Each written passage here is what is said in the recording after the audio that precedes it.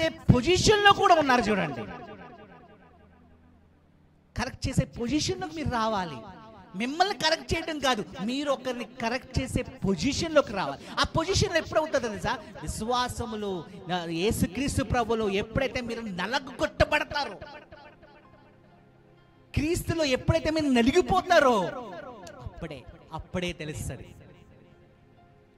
అప్పుడే మీకోసం తెలుస్తుంది. ఒక బెస్ట్ కపుల్ అప్పుడు మీరు అనిపించుకుంటారండి.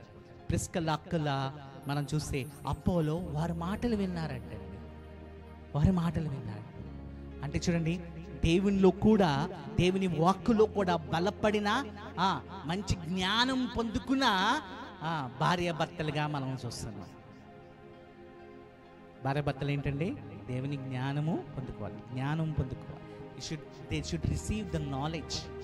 ఇద్దరు భార్యాభర్తలు ఉన్నారంటే, గృహంలో ఉన్నారంటే ఇద్దరు కలిసి చదువుకోవాలండి బైబిల్. ఎంతమంది ఇక్కడ చేస్తున్నారు భార్యాభర్తలుగా? ఎందుకులేండి పాస్టర్ గారు. భార్యాభర్తలు అంటే కలిసి ఏం చేయాలంటే దేవుని వాక్కు ధ్యానించాలి. భర్త ఏమో అక్కడ, భార్య ఏమో అక్కడ. భార్యాభర్తలుగా ఇద్దరు కలిసి ఎప్పుడైనా బైబిల్ చదివారా? భార్యాభర్తలు ఇద్దరు కలిసి బైబిల్ కంప్లీట్ చేశారా? లేదంటే ఈరోజు నుంచి మీరు స్టార్ట్ చేయండి. భార్యాభర్తలుగా ఒక్కటై బైబిల్ చదవాలి.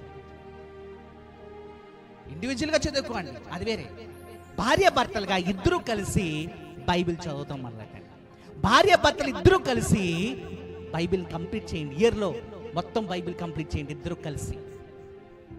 రోజుకి ఒక చాప్టరా, రోజుకి 2 చాప్టర్లా, రోజుకి 3 చాప్టర్లా, ఇద్దరు కలిసి ఆ వాక్యం మీద ధ్యానించండి. ఒక ½ అన్ అవర్ దేవునికి టైం ఇవ్వండి. దేవుని మాట కోసము ఇద్దరు గడపండి. ఇద్దరు చదువుతూ మొదలు పెట్టండి. భర్తకి చదువుతూ రాలేదా? భర్త చదువు వినిపించండి. భర్తకు చదువుతాం రాదా? భార్య మీరు చదువు వినిపించండి. ఇద్దరుకు రాదా? ఆడియో ఆన్ చేసుకోండి.